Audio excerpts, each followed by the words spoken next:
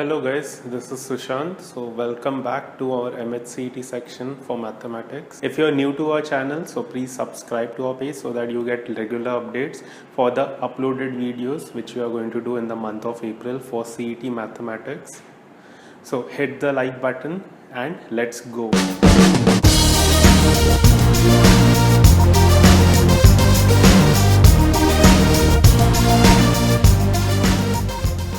Today we are going to discuss about the chapter which is application of derivatives. We have already done with the differentiation chapter. So this is my application of derivatives. Since there are many parts in this particular chapter, I'm again going to separate this into two videos. In the first set of videos, we are going to discuss about the three applications. So the first application which we are going to see is the geometrical interpretation of my derivatives. So let us try to understand what it is. If I am considering a equation y is equal to f of x, and if I plot that particular function, so how do you plot it? You will have the x coordinate as whatever x which the function can take, and my y coordinate is basically the function f of x. So if x is equal to a, then my y coordinate will be my f of a.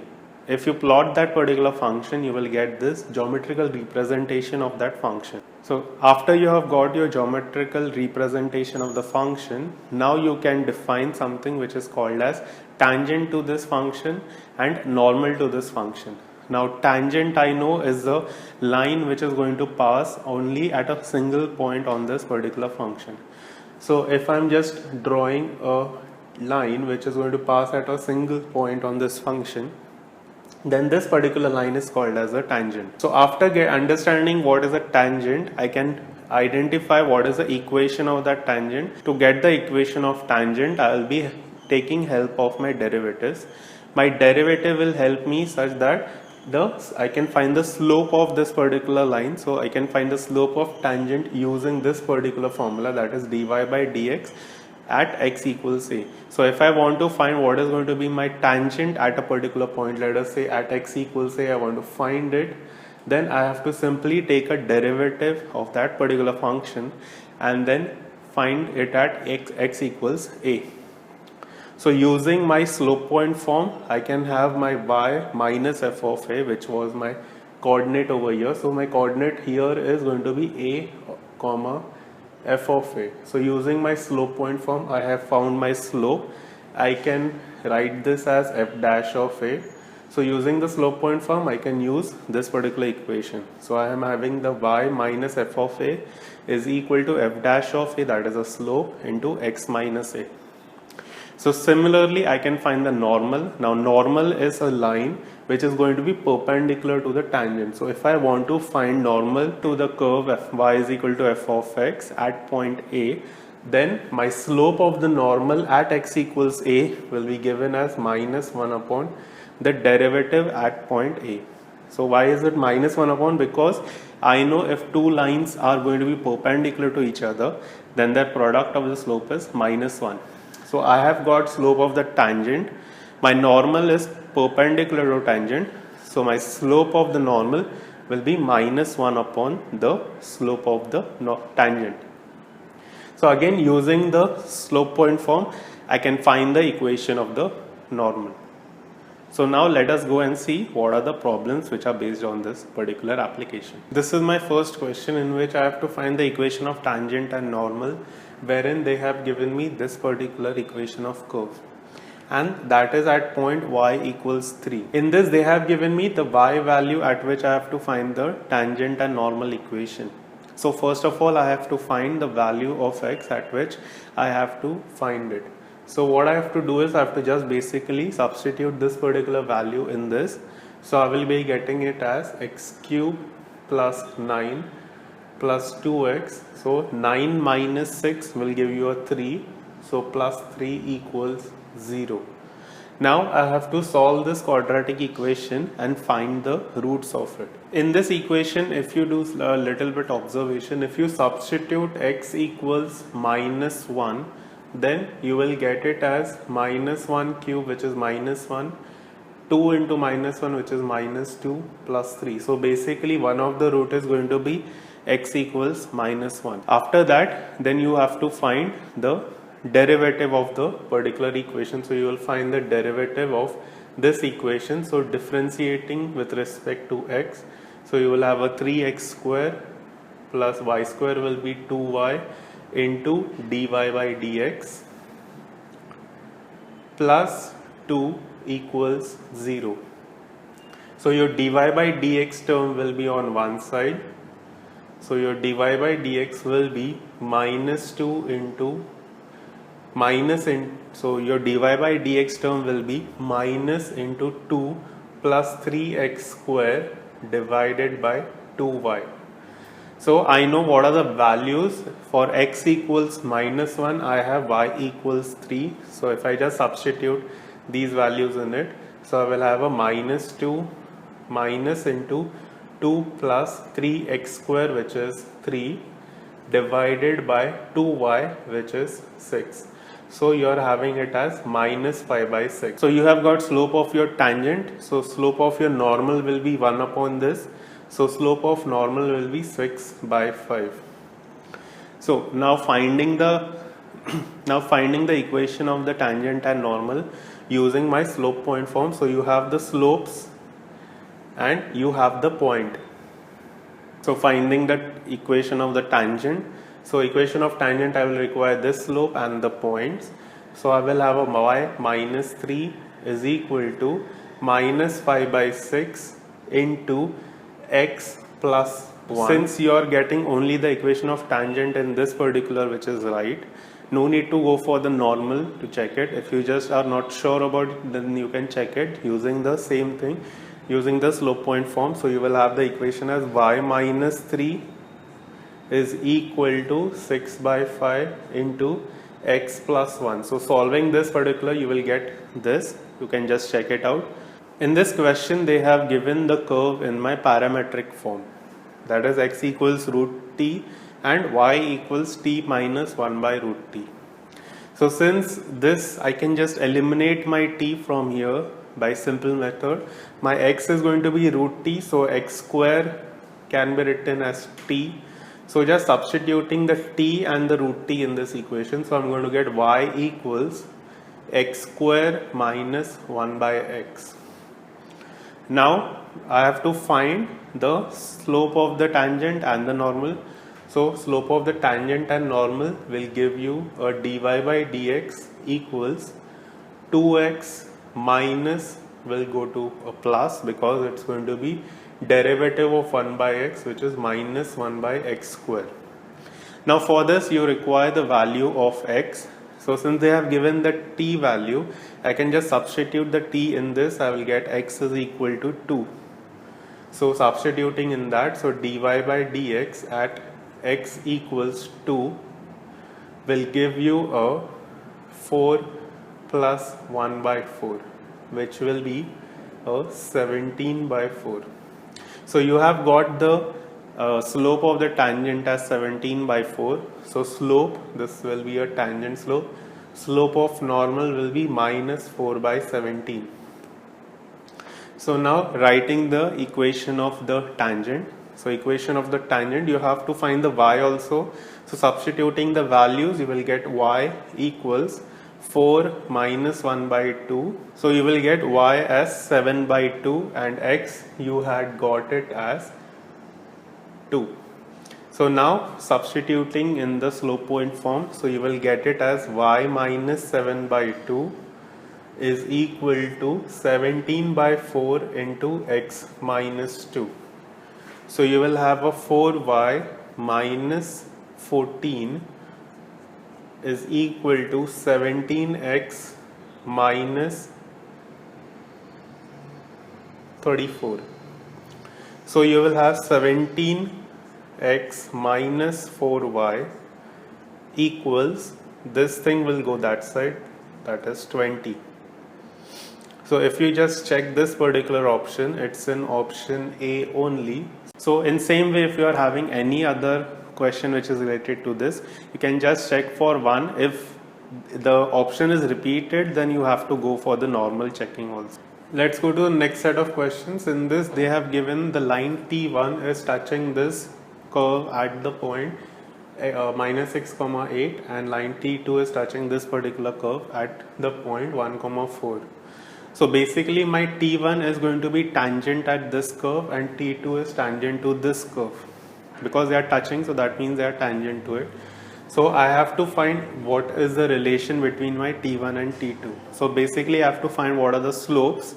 So let me find the slope of this particular T1 using this curve. So I have to just differentiate that particular curve. So I will get it as 8 into dy by dx equals 2 into x minus 2. So my dy by dx will be 1 by 4. So now I have to find it at this particular point. So in that, my x is having the coordinate as minus 6. So the value will be minus 6 minus 2, that is minus 8, and minus 8 by 4, that is minus 2. So my dy by dx has the value at x equals minus 6 as minus 2. Now let me find the let me find the slope of the tangent, that is T2, at the point 1. So my dy by dx, that is differentiating that equation. So my dy by dx will be 1 minus 3 by x square. In this I will just substitute x equals 1. So I will have it as 1 minus 3, that is minus 2. So this becomes my slope of T1 and this becomes my slope of T2, since both the values are equal to each other. So that is only possible if the two lines are parallel to each other. So my option is A. In the next one, we have to find the equation of normal to this particular curve where it is cutting the y-axis. So since it is going to cut the y-axis, and at that point I am going to get x equals 0. So substituting that, I will get my y. So I will get my y equals b into e raised to 0, which will give me a value for y as b. Next I will be differentiating this particular equation. So I will get my dy by dx equals b into derivative of e raised to is e raised to minus x by a into minus 1 by a. In this I will be substituting the value of x equals 0. So dy by dx at x equals 0 will give me a value minus b by a. Now since I have to find the equation of normal, the slope of the normal will be minus 1 upon this, so that will be a by b. So I have got the slope, I have the point, so my equation of the normal will be y minus b is equal to a by b into x minus 0. So I will get by minus b square is equal to ax. So that means my ax minus by plus b square equals 0. So that's option. Next application of derivative is calculating what would be change in certain function which will be dependent on another independent function. So I will have a rate of change of y with respect to change in x. So if my y is a function of x, then the amount in which x is changing and what is the corresponding change in my y, that I can calculate by using this particular formula, that is dy by dx. Now if I want to find what is the instantaneous rate of change, then I will find the derivative of it, and at that particular instant, that is at x equals a, I will just substitute the value in that particular derivative. This particular thing is used in my application in mechanics, that is, if I have been given displacement which is a function of time, then I can find the velocity of that particular particle, that is given by v is equal to derivative of s with respect to time, which is basically the first derivative of my function f of t.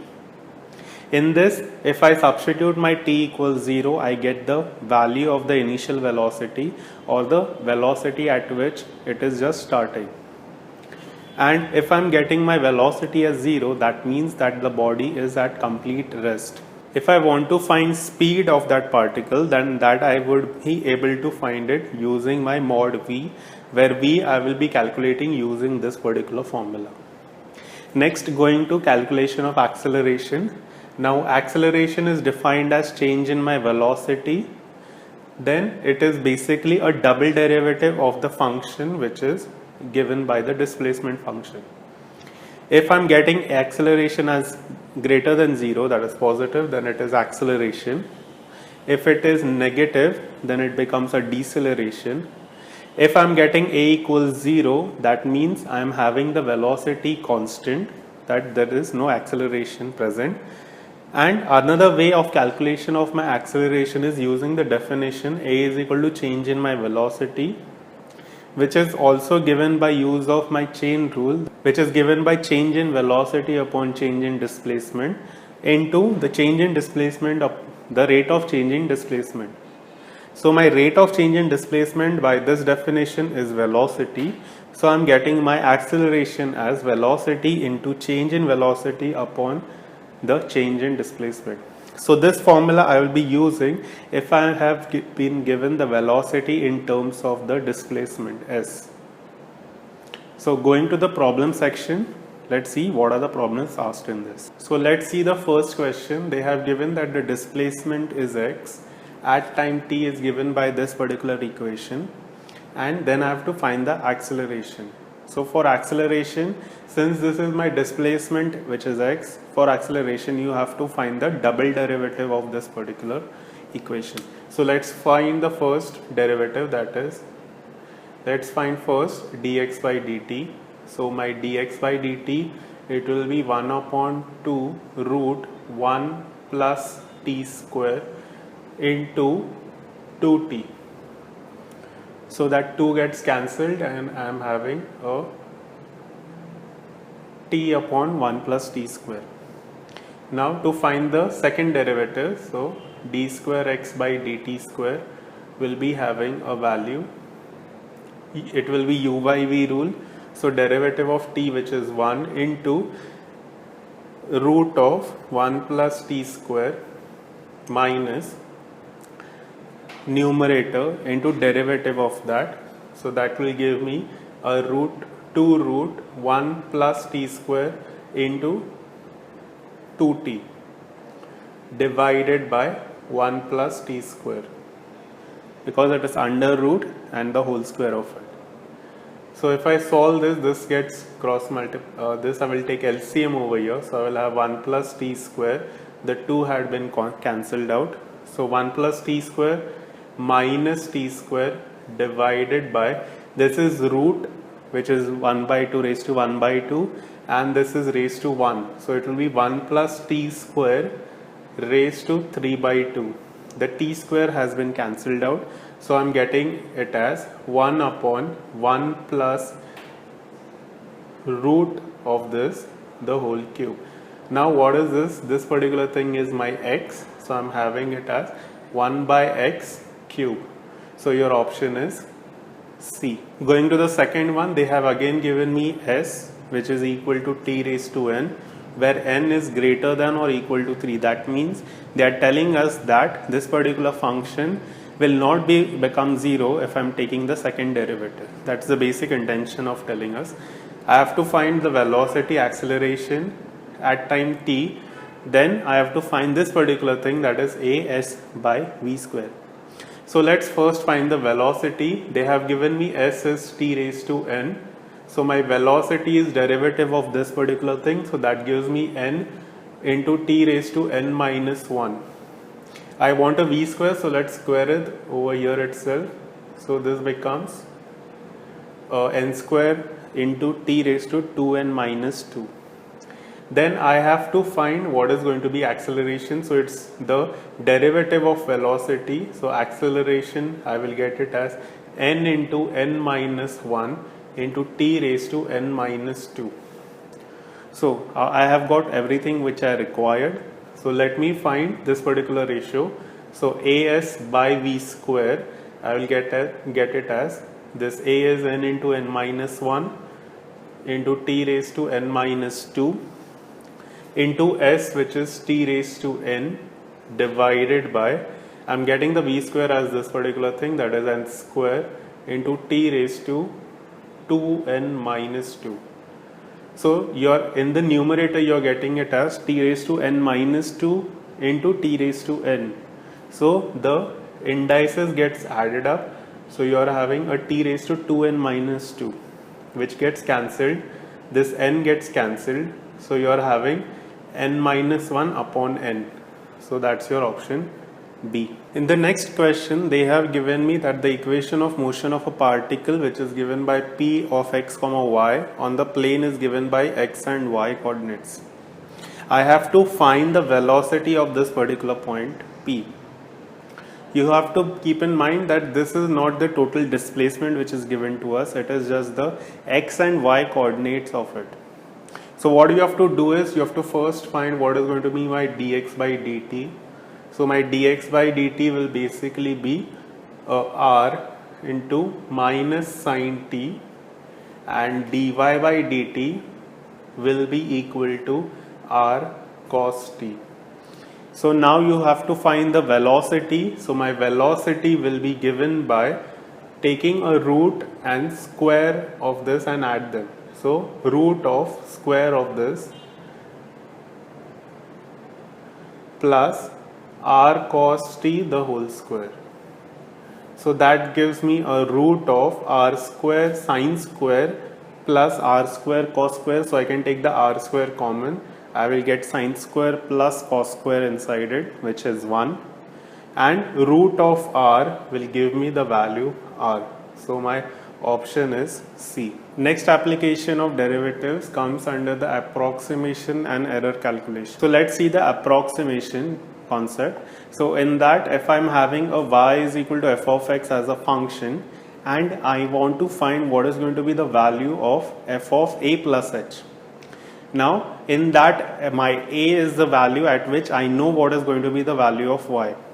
That is, I know what is going to be the value of f of a. I will be using this particular formula, that is f of a plus h, where a is the value at which I know and h is just an incremental value from which I have to know that particular function's value.